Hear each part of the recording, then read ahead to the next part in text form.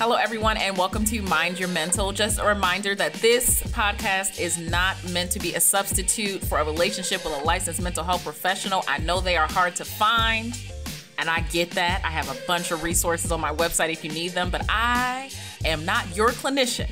I am a psychologist, but I am not your psychologist. So if you need any specific help, please look for the help of a licensed mental health professional. Learn all you can learn from the podcast. Enjoy the episode. All right, everyone. Welcome again to the podcast. Today we have Francesca Ramsey. I have been girl crushing on her for a minute, ever since you did MTV Decoded, because it was one of the few shows that I was just like, oh, this is history. And it was also funny. And I think most of the stuff you do is like with a comedic tint to it, but it's also just very informative. So I very much appreciated that. Oh, thank you so much. Yeah, thank you. I showed your... And I'm such a fan of, and I'm a fan of yours. You know, we've been mutuals on TikTok and on Instagram. And, you know, I think the thing that's really missing in a lot of the social justice conversations, and I can say this myself, is people who are actually accredited. You know, I'm so thankful that I've been able to build and create carve a lane for myself. But I often have to remind people, like, I'm not some scholar. Like, I'm a comedian who, you know, I still think I'm good at what I do, but I think you really bring a level of intelligence and nuance and actual receipts, you know, not just like, this is my opinion, right? Like historical context and all of those things are so important. So I really appreciate the way that you use your platform. Thank you. Well. I knew that you were like a cool person before, because you always used to show your clothing. And I always say I don't have like big feet. I have small boats because my feet are huge. And you used to share your shoes, and you had like these bomb shoes, right? Yeah. And I was like, I really want to know where she got these shoes from. And I messaged you, and you even responded back instantly and told me where you got them from. And I was like, I rock her, because it's very hard for me to find like cute stuff that doesn't look insane. Like, it's ridiculous. No, it's so true. The Bigfoot sisterhood is a very tight-knit community. We have to watch out for each other. I always tell people, if you see a green Mini Cooper with a shoebox strapped to the roof, that's probably me, because my feet are big. It's a struggle, and we deserve to have cute shoes. And so whenever I meet somebody that I'm a size 11 or up, I always tell them I go to these places. I love Nordstrom Rack. I love these places. Like, we have to look out for each other. We do, because, you know, I don't even have the height to match it. Like, I am just doomed, because I'm always like, with this feet, I deserve 3 more inches of height. Like, I deserve it. Yeah, I mean, I'm tall. I'm 5'10", but I'm friends with some girls that are 6 foot, and they have the nerve to have size 8. And I was like, now that makes no sense. That's not fair. It's awful. Yeah. My husband has big feet too. And I tell my son's like, their feet are huge. And I'm like, man, we're going to have to special order these Jones like early on. Like, it's ridiculous. And for my husband, it's not a thing. But I'm like, for me, I'm like, yeah, but I'm a woman, and like, nobody cares about your stuff. With me, I'm just like, those are such cute shoes, guys. Let me see if they don't have them in my size. Those Charlotte Russe days. And it's hard. That was like the back in the day when you would get those awful shoes. But yes, I very much was just so excited to have you on the show, because I feel like you embody so many different talents. One of my favorite things that you do is you're very spot on with, I very much get why one of your podcasts is called Fix It Pod, because you like come at a situation and you're like, okay, I see what you did here, and I can tell you how to do it better. Not even judgmental, just being like, just objectively, just coming in. This was awful. Okay. Yeah. And I think that, you know, if I were you, and if I were going to do a pivot, this is how I would like do it in this realm. And I love that, because with this podcast, I always want to talk about the Black experience. And I think your work on screen and off screen provides a really good aspect of like representation from different realms, like from writing the roles to also being on screen, to Decoded. I showed Decoded to my Psych of the Black experience class. Like, that's one of the things. I try not to do just books. I try not to do just books, because you know, they're just like, you want me to read? I'm sorry, what? Hey everyone, just a reminder that Mind Your Mental is not just a podcast, it is also a amazing community, if I do say so myself. It's phenomenal. I mean, you get more access to me. What more could you want in this life? So, if you want to join the community, if you're not already on the community, go to my social media. My social media is the same, Raquel Martin, PhD, and DM me the word community so you can get details on joining this amazing flipping community. You get more access to me, y'all. Like, I'm a delight. All right. All right. Hope to see you there. Yeah, it's so real. I'm so heartened to hear how many people and universities and classrooms are showing Decoded. It's always really cool. And people often DM me and they say, like, I'm in a training right now, or my RA is showing one of your videos to the floor. And it happens all the time. And it's really awesome that the show has been able to reach people and continues to keep opening people's minds and introducing new conversations and perspectives. So thank you for sharing my work with your students. Yeah, I hate doing stuff just out the book. First of all, books cost too much money. And second of all, my students look at me like, you have lost your freaking mind if you think I'm going to read over 20 pages that can't be translated to ChatGPT. No, ma'am. We're not doing it. So I like the videos. But I remember hearing you talk about when you were doing the show that it was like mental health wise, like it was really, really difficult because you had never been so attacked online due to this show.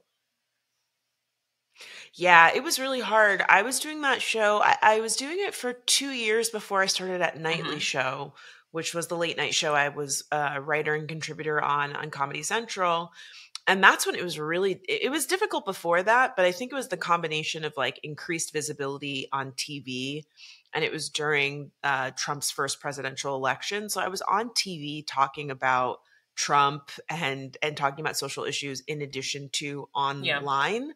And so it really was just a very different time in the internet. Not to say that people aren't dealing with harassment when they talk about social issues now, but it feels way less taboo to talk about race on social media. And when we were doing Decoded, I was just constantly getting harassed, and it was very much the era of people doing response videos and reaction videos. So an episode of the show would be 5 minutes long, and then someone would make a 30-minute long reaction or response to the episode where they would break down every single thing that I said. They would edit clips together to make me say things that I hadn't said, or they would cut the clips up so that you would remove the context, or they would take a joke that I made and they would pretend that I was being serious. And it was really difficult to deal with. And so while, again, the show was incredible and I'm really proud of it, when I made the decision to stop making the show, it was like a huge weight off of my shoulders. And I've really, in the years past, tried to focus my content to be more comedy forward. Like, it still has social issues underlying. Like, I always want to make stuff that's smart and meaningful and aligns with my values, but I'm not really making educational content anymore. And I'm so thankful for that. Yeah, I was supposed to do like a content creation thing with a company, and one of the things they wanted me to tag was like, it was like a police hashtag, but it wasn't to be supportive of them, it was actually to be antithetical to them. And I was like, man, I really had to think like, I'm not in the mood for this smoke, because even with using certain hashtags, you already know you're getting different people, like different audience members. I don't even show my children online. I barely show my husband, but I don't even show them.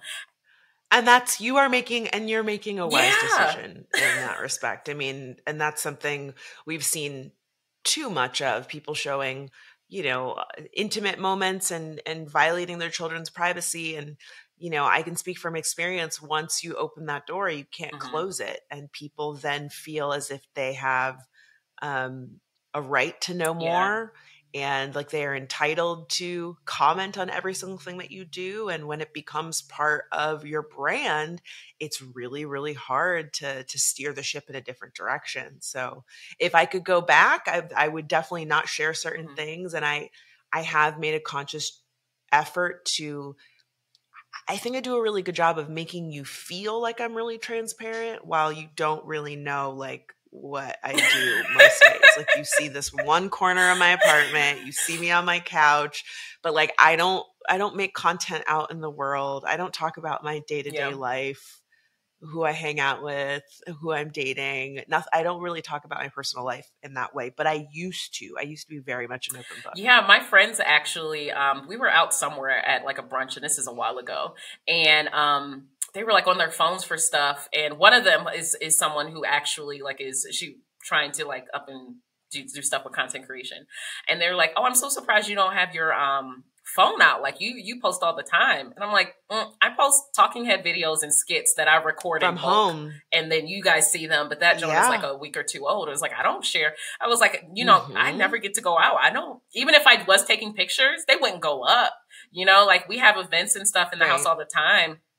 I'm not recording, because it's kind of just like, I have no interest. Even my students, I recently did a post where we were doing something with them, but because their presentations, because I had a hip hop mental health and activism class, and they're just my students are so freaking amazing. But they always ask like, can I be on your social media? And I'm like, it's going to be a firm no. Sometimes I let them be on my stories because it's just like they're in my office all the time eating snacks. But I'm always just like, no, you guys think it's cool, but it's not. It's truly not. Like you don't want it. Yeah, I think and I think a lot of people, I know a lot of people seek visibility and fame. And, Andy Warhol really knocked it out of the park when he said in the future, everyone will have 15 minutes of fame, because that's what social media has been able to offer people. And you will see folks share all sorts of wild things that should not leave their personal inner circle. It should be a DM. It should be a text message. It should go in the journal. But people are so quick to share in hopes that it will go viral. And then what often happens is it gets lots of attention, and then you realize, oh my God, I don't want this attention. It's going to the wrong corners. Then people start digging through all of your stuff, and it's something that no one can prepare you for. And I know that you understand this because you've gone viral many a times, but once it happens to you, it changes your perspective on what it means to get lots of attention. And it's just something that you don't understand unless you've experienced it. And I think my students just see it as a fun thing. And even, I'll never forget this student who said, she was like, I randomly came across her, feed on TikTok. And she was like, oh, I didn't know you were like TikTok famous. I got to start listening to you now. And we were like midway through the semester. And I was just like, as many times as I tell you how few Black psychologists there are, as many times as I like put in effort in these courses, you should have been listening to me. I said, sit down before I fail you. Like, I'm not playing with you. Yeah. But you bring up a really, sad fact that social media status is seen as like a measure of value. And, I'm very thankful for the audience that I've built and the opportunities that it's given me. But I often feel frustrated when people ask me for things or ask me to weigh in on certain things, and they put me on this pedestal because I have this audience. And I think, again, I don't take it for granted, but I'm not better than you. And I'm not more knowledgeable just because I have this thing. It's a combination of talent and luck and persistence that's gotten me here. It doesn't mean that, in your instance, you have so many accolades and degrees and intelligence and all of these things that make you worth listening to. TikTok is not the thing that makes you worth listening to. It's one part of who you are. And then they'll ask about going viral. And I'm like, y'all do realize I'm just sitting here talking. Like, and most of the time, most of the time I go viral for just being like messy, not messy, but like, I'm a very shady person. I genuinely think it's one of my best qualities. But like most of the time, it's not the thing that I'm just like, oh, this thing provides so much information about Black mental health, and this is good. It's rarely the thing that you think it's me saying I refuse to take my kids to the store with me. I'd rather mop the ocean. Viral. I'm team fuck around and find out. Viral. Like it's never like, hey guys, if you want to work, this is the answer to best mental health in the world. We don't want it. We don't want that. Yeah. I mean, and that's not to say that like that type of content can't do well. It's just one of those things where like the internet is so fickle. I think so. Look, we might lose TikTok, and that very